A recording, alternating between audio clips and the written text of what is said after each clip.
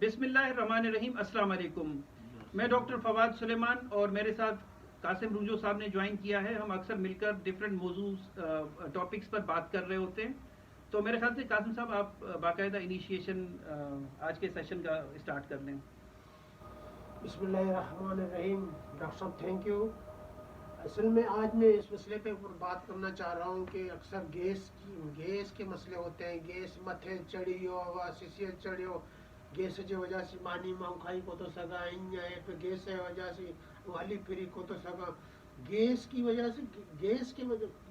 से बहुत सारे प्रॉब्लम होते हैं। मैदे की मसला है, गैस का अक्सर ये बातें अक्सर लोग करते रहते हैं। इस पर डॉक्टर साहब आपसे क्वेश्चन करना चाहता हूँ कि गैस अक्सर होता रहता है, किस वजह से?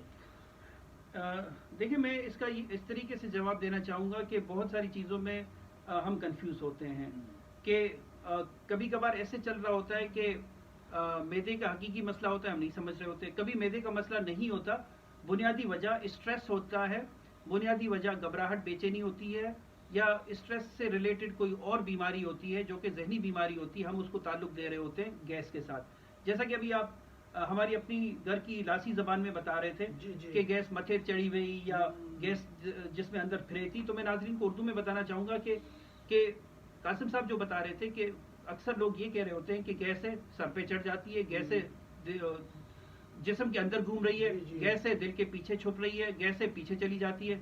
तो मैं सिर्फ ये एक्सप्लेन करना चाहूँगा कि बॉडी में कोई भी ऐसा सिस्टम नहीं है कि कोई किसी तरह की कोई गैस दिमाग पर चढ़ जाए या दिल के पीछे चली जाए या गैस पीछे की तरफ चली जाए। हमारे जो औज़ा होते हैं, जब उनको कोई भी प्रॉब्लम, चाहे मैदा हो दिल हो, तो उनमें दर्द की नोयत बढ़ जाती है। वो दर्द ऐसा होता है कि वो काबिल बर्दाश्त नहीं होता। मैदे का जो दर्द का ताल्लुक है अल्सर के साथ है, हमारी खुराक के साथ है, एसिडिटी के साथ है। लेकिन चूंकि इनका आपस में बहुत गहरा लिंक है दिमाग का हमारे मैदे की फंक्शनिंग के साथ, दिमाग का, चूंकि दिमाग हर चीज़ को कंट्रोल कर रहा होता है। जब हम खौफजदा होते हैं, हम घबराहट का शिकार होते हैं, तब दिल की धड़कन तेज हो जाती है। लेकिन इसका हरगिज़ मकसद ये नहीं है कि दिल का दौरा होने वाला है। ठीक, दिल का दौरा शदीद किस्म का एक दर्द होता है जो कि नाकाबिले बर्दाश्त होता है। चेस्ट में फील हो रहा होता है कि इंसान चेस्ट जकड़ी हुई है, तो वो उनकी अलामात होती हैं। लेकिन ये वाली जो गैस से रिलेटेड अलामात हैं, अक्सर और बेशतर इसका सोच के साथ ताल्लुक है, स्ट्रेस के साथ ताल्लुक है। डॉक्टर साहब मेरे ख्याल में ये एक मेरा रिलेटेड था, दोस्त था, यानी कि कोई, उसको भी यही प्रॉब्लम थी। तो अक्सर औकात ये मेरे ख्याल में 4-5 महीने से ये अक्सर गैस का इलाज करवाता था, इधर उधर मैदे का। फिर किसी ने उसको बताया कि आप इस तरह के डॉक्टर के पास चले जाएं, तो उसने वो इलाज करवाया, माशाल्लाह बेहतर हो गया। उसका गैस की कोई नहीं था, यानी कि गैस की कोई वो प्रॉब्लम नहीं था, उसको कोई और मसला था।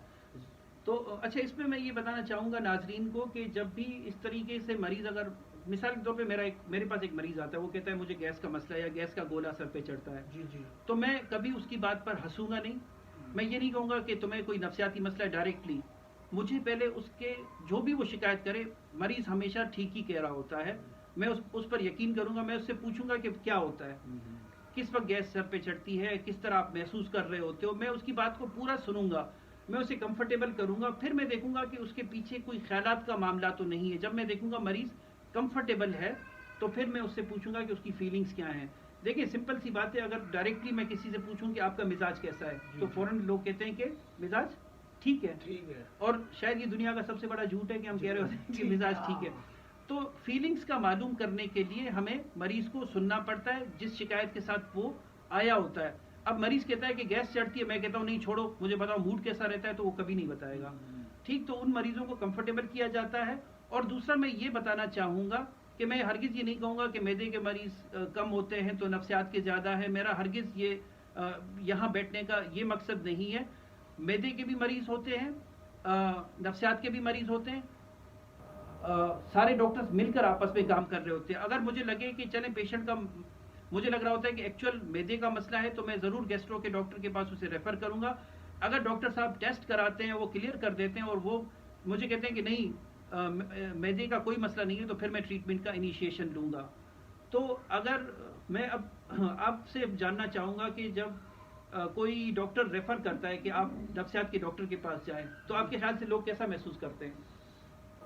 تو اکثر اوقات لوگ تو ویسے ہی پریشان ہوتے ہیں، گھبرا جاتے ہیں کہ ڈاکٹر صاحب پتہ نہیں کیڑو ٹیسٹ لکھی دے، اللہ چھو لکھی دے، اللہ چھو دیجیے ڈاکٹر، وہ بالکل پریشان ہو جاتے ہیں ہمارے جو لوگ، یا ویسے ہی جنرل بات کرتا ہوں اکثر لوگ، تو لوگ ڈاکٹر پہ جاتے ہوئے زیادہ تر پریشان ہوتے ہیں کہ یہ ٹیسٹ لکھ کے دے گا، وہ ٹیسٹ لکھ کے دے گا، یہ ٹیسٹ کراؤ گا، اس ٹیسٹ میں پتہ نہیں کیا نکلے کیا نکل کے آئے گا، کہ زیادہ پریشانی اور ہو جاتی ہے اس مسئلے کے اوپر بھی ڈاکٹر صاحب سے بات کروں. ڈاکٹر آتے ہیں آپ کے پاس، ہم لوگ ڈرتے ہیں ڈاکٹر صاحب.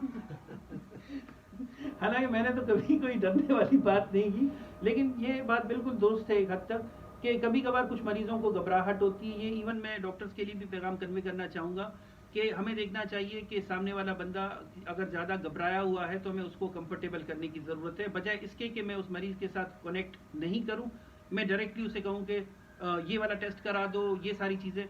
اور دوسرا میں مریضوں کے لیے بھی یہ پیغام کنوے کرنا چاہوں گا کہ ہمیشہ پوچھیں کہ ٹیسٹ کس مقصد کے لیے کیے جا رہے ہیں، اور آپ کا ڈاکٹر ڈیفینیٹلی ضرور آپ کو بتائے گا کہ وہ کس مقصد کے لیے وہ سارے ٹیسٹ ہو رہے ہیں. کافی جگہوں پر ٹیسٹ ہیلپ فل ہوتے ہیں، ان سے پتہ چل جاتا ہے کہ بیماری کس حد تک ہے یا نہیں ہے، اور اگر بیماری نہیں ہے تو پھر سائیکائٹرسٹ کے پاس آنے سے ہچکچانا نہیں چاہیے، گھبرانا نہیں چاہیے. اور میں اپنے ڈاکٹر فرینڈس کو بھی یہ پیغام کنوے کرنا چاہوں گا کہ ایک بہت ہی پروفیشنل اور سینسٹیو طریقے سے مریضوں کو ریفر کیا جانا چاہیے.